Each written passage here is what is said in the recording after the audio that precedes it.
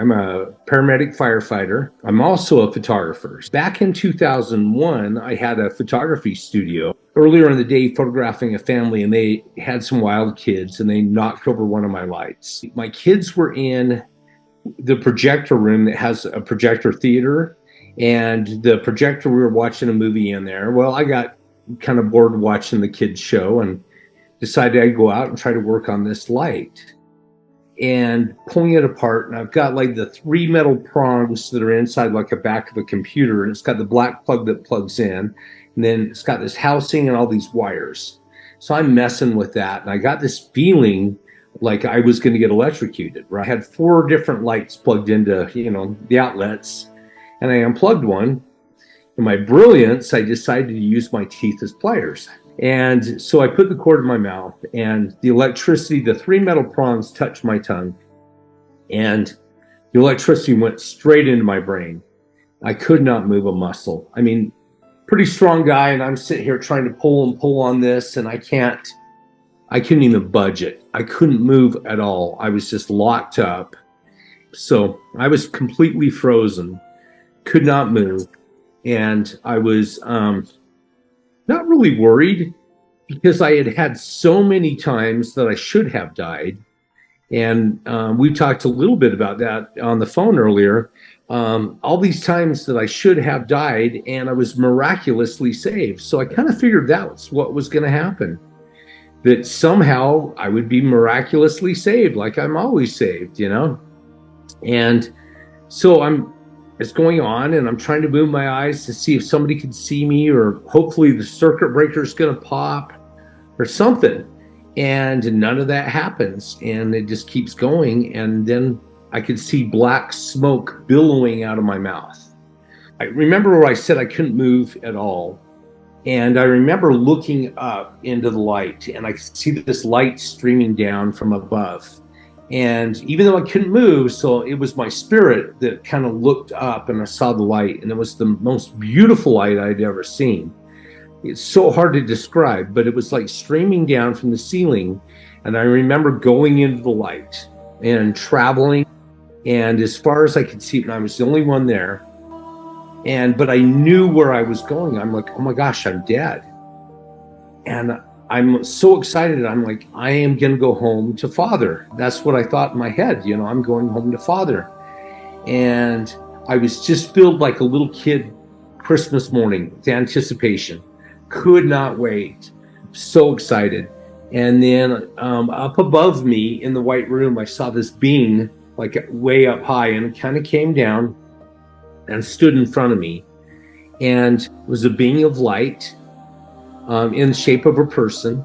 The most beautiful feeling I've ever had came over me, of love and acceptance. Like I was just so complete, so fulfilled.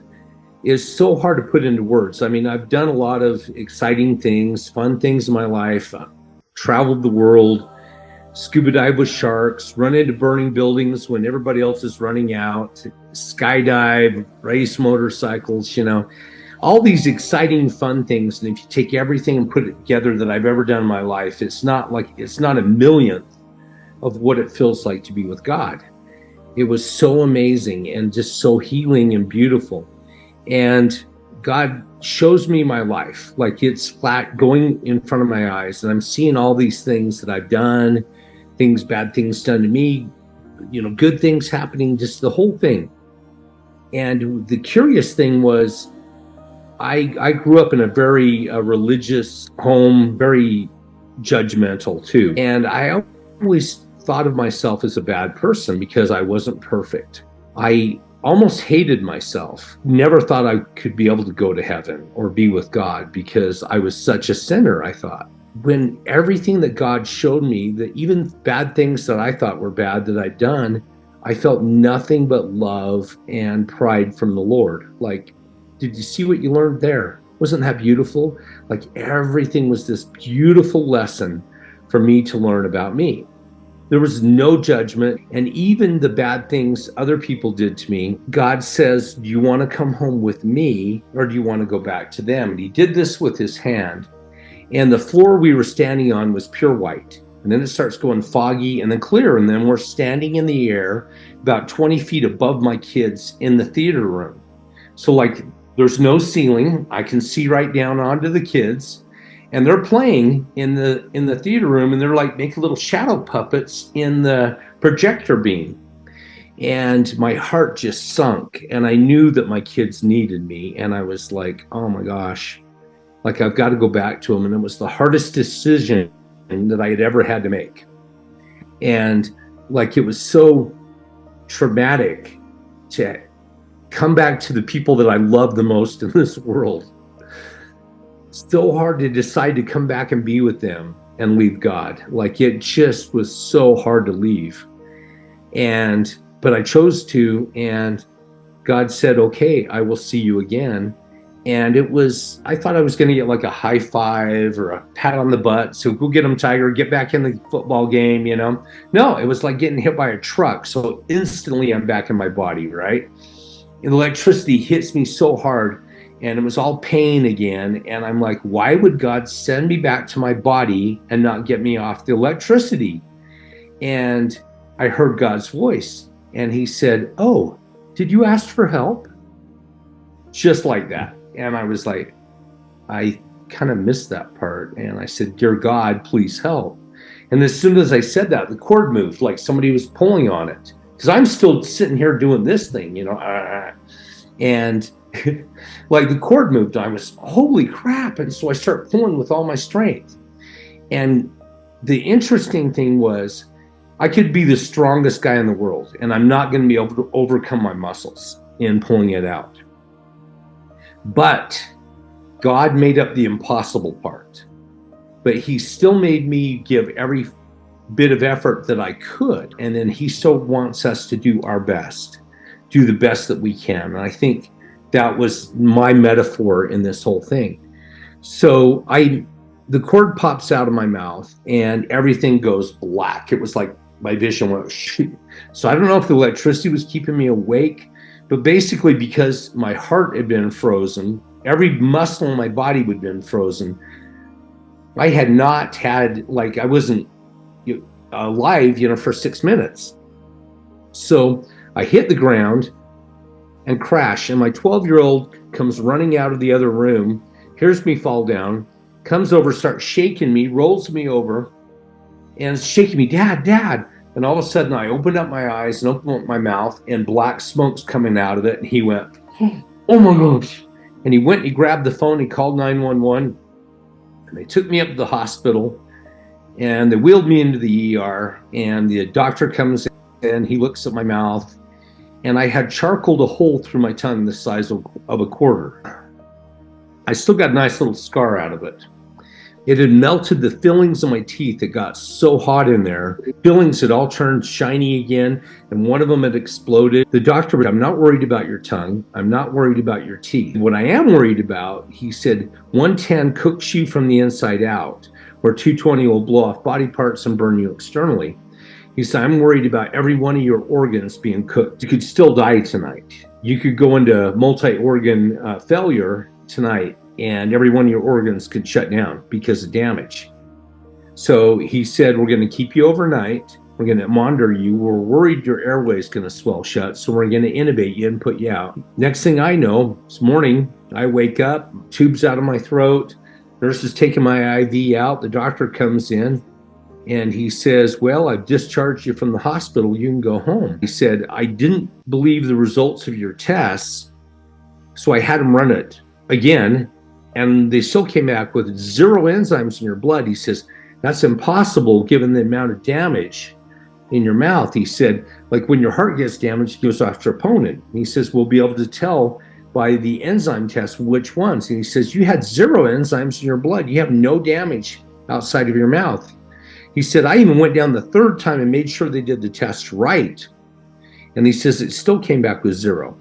And he says, I'm a man of science, not of faith. But he said, you're a miracle. Go home and consider yourself lucky. So I went home and didn't quite know what to think about this whole thing. I went through about 12 years where I didn't feel worthy of talking about it.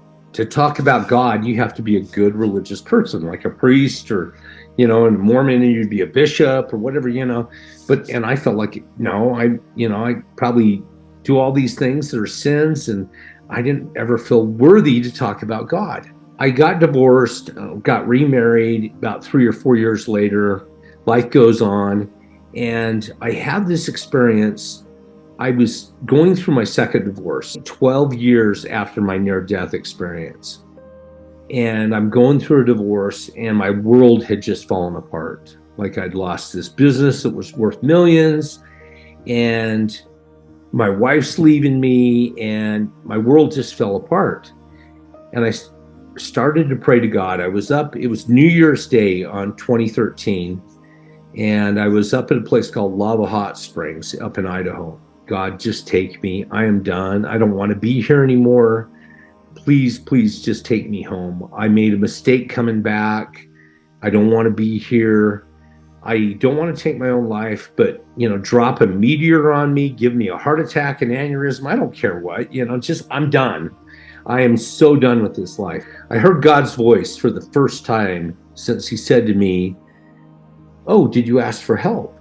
And he said, "Leaving my presence one time is traumatic for everyone because you leave nothing but love. For you to remember what my love feels like and chose to leave a second time has left such a hole in you that you've tried to fill it with everything but me. But what you really want is me." And I felt this clunk happen. Like, I don't even know what it is, but it was a physical clunk, like something clunked into place in my body. And I felt like God claimed me. And I shouted at the top of my lungs. I was like, "Dude, I'm yours," And God's dude, if you didn't know, that's one of his other names. And so I'm like yelling, like, "Dude, I'm yours." I dedicated everything I had, everything I did. I would tell people about him all the time. I would tell them about my near-death experience. I think the biggest lesson that I got out of all of this, number one, that God loves you unconditionally. And number two, the most important thing that God taught me was how to love and forgive myself. And the biggest thing that I can share with people is God loves you. God forgives you. You are perfect, but yet we're human. We've got that corroded side of the coin that just comes along with having this body.